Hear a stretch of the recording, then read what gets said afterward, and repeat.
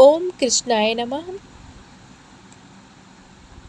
हे परमात्मा, हे योगेश्वर श्री कृष्ण, आपके श्रीमुख से निकले हुए श्रीमद् भागवत गीता के वचनों से समस्त मानव जाति का कल्याण होता है।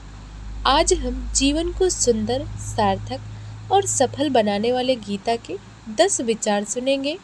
हर सुबह यदि हम इन विचारों पर मनन करें तो दिन शुभ, शांत और आनंदमय होगा।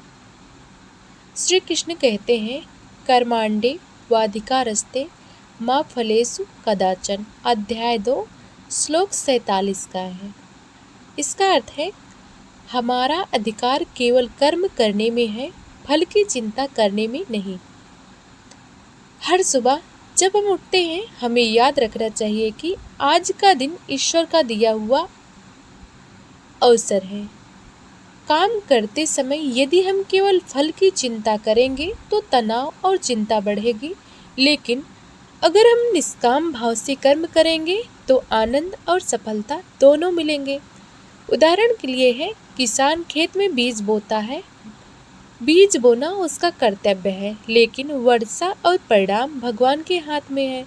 इसी तरह विद्यार्थी पढ़ाई करे, मेहनत करे, परिणाम की चिंता भगवान पर छोड़ दे। कर्म करते रहो, चिंता छोड़ो, सफलता अपने आप तुम्हारे कदम चूमेगी। श्री कृष्ण कहते हैं, न जायते म्रियते व कदाचित। अध्याय 2 श्लोक 20 है। इसका अर्थ है, आत्मा न जन्म लेती है न मरती है, वह शाश्वत है और अजर अमर है। इस हर सुबह यह याद करना चाहिए कि हम केवल शरीर नहीं हैं, बल्कि एक अमर आत्मा है। शरीर बदलता है, नष्ट होता है, लेकिन आत्मा कभी नष्ट नहीं होता। जब हम आत्मा को पहचान लेते हैं तो डर, चिंता, मोह कम हो जाता है। उदाहरण के लिए देखिए, जैसे मनुष्य पुराने वस्त्र छोड़कर नए वस्त्र धारण करता है, वैसे ही आत्मा शरीर बदलती है। मृत्यु अंत नहीं, बल्कि एक नया जीवन की शुरुआत है।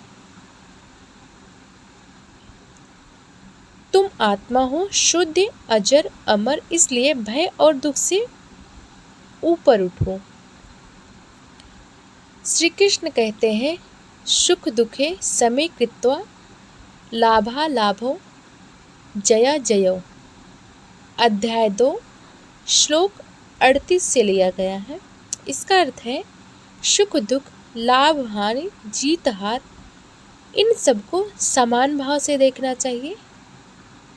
जीवन में हर समय उतार चढ़ाव आते हैं। यदि हम दुख में टूट जाएं और सुख में अहंकारी हो जाएं तो जीवन असंतुलित हो जाएगा। जो व्यक्ति समभाव रखता है वही सच्चा योगी है। उदाहरण के लिए देखिए, जैसे समुद्र में लहरें आती जाती रहती हैं, वैसे ही जीवन में सुख दुख आते जाते हैं। समझदार नाविक लहरों से डरता नहीं, बल्कि नाव को संतुलित करता है।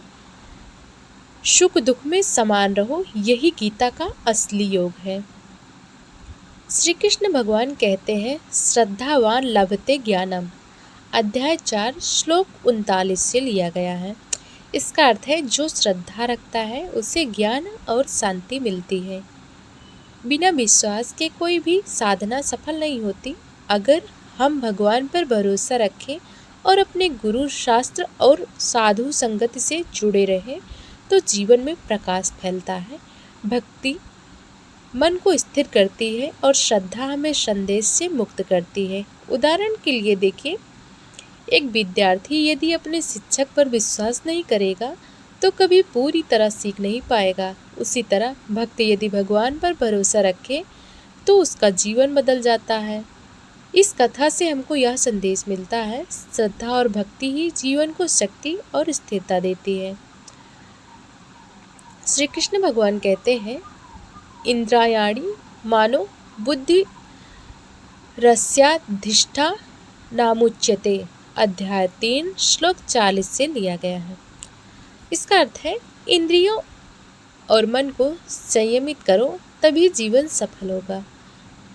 हमारी इंद्रियां आँख, कान, जीभ, त्वचा, नाक बार बार हमें भटकाती हैं। यदि इन्हें नियंत्रित ना करें तो यह हमें गलत राह पर ले जाती हैं। संयम से ही सच्चा सुख और आत्मबल मिलता है। उदाहरण के लिए देखिए, जैसे लगाम के बिना घोड़ा सवार को गिरा देता है, वैसे ही असंयमित इंद्रियां मनुष्य को पतन की ओर ले जाती हैं। लेकिन जब लगाम पर नियंत्रण हो तो वही घोड़ा मंजिल तक पहुंचाता है। इस कथा से हमको यह संदेश मिलती है, संयम से जीवन में शक्ति आती है और असंयम पतन का कारण बनता है। श्री कृष्ण भगवान कहते हैं, ना ही ज्ञानेन सदृशम पवित्रमिय विद्यते। अध्याय 4 श्लोक 38 से लिया गया है। इसका अर्थ है, इस संसार में ज्ञान के समान पवित्र और कुछ भी नहीं है। अज्ञान ही सभी दुखों की जड़ है। जैसे अंधकार केवल प्रकाश से मिटता है, वैसे ही अज्ञान केवल ज्ञान से मिटता है। ज्ञान से व्यक्ति सही और गलत का निर्णय कर पाता है। उदाहरण के लिए देखिए, एक दीपक पूरे अंधेरे कमरे को रोशन कर देता है, उसी तरह ज्ञान का एक विचार जीवन की सारी उलझनों को दूर कर देता है। इस कथा से हमको यह संदेश मिलता है, ज्ञान ही सच्ची संपत्ति है, इसे अर्जित करो और बांटो। श्री कृष्ण भगवान कहते हैं, निमित्त मात्रम भव शव्य सचिन साचिन। अध्याय 11 श्लोक 33 से लिया गया है। इसका अर्थ है, हे अर्जुन, तू केवल निमित्त माध्यम है, कर्ता मैं हूँ। मनुष्य सोचता है कि वह सब कुछ कर रहा है, लेकिन वास्तव में सब ईश्वर की शक्ति से ही हो रहा होता है। जब हम अहंकार छोड़ते हैं तभी जीवन सरल और शांति से भर जाता है। उदाहरण के लिए देखिए, पंखे को घुमाने वाली असली शक्ति बिजली है, पंखा सिर्फ माध्यम है। वैसे ही हम केवल ईश्वर की इच्छा के साधन हैं। इससे हमको यह संदेश मिलता है, मैं कुछ नहीं, सब ईश्वर की शक्ति है। यही विनम्रता हमें महान बनाती है। श्री कृष्ण कहते हैं,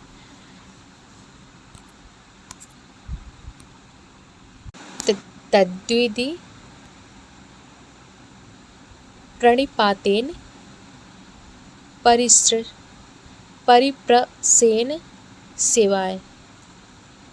इसका अर्थ है, सत्य को जानने के लिए ज्ञानी महापुरुषों की शरण लो, उनसे सीखो और सेवा करो। मनुष्य जिस संगति में रहता है वैसा ही बन जाता है। सत्संग से मन शुद्ध होता है और विवेक जागृत होता है। बुरे संग से पतन और अच्छे संग से उत्थान होता है। उदाहरण के लिए देखिए, जैसे कोयले की थैली में रखा कपड़ा काला हो जाता है, वैसे ही बुरे संग से मन काला हो जाता है। और जैसे चंदन के वृक्ष से पास रहने वाला पेड़ भी सुगंधित हो जाता है, वैसे ही सत्संग से मनुष्य भी सुगंधित हो जाता है। सत्संग ही जीवन का असली विद्यालय है। प्रिय भक्तों, अगर यह वीडियो आपको पसंद आई हो तो वीडियो को लाइक करें, चैनल को सब्सक्राइब करें और बेल आइकन दबाना ना भूलें, ताकि ऐसे ही प्रेरणादायक विचार आपके पास सबसे पहले पहुँचें। जय श्री कृष्ण। राधे राधे।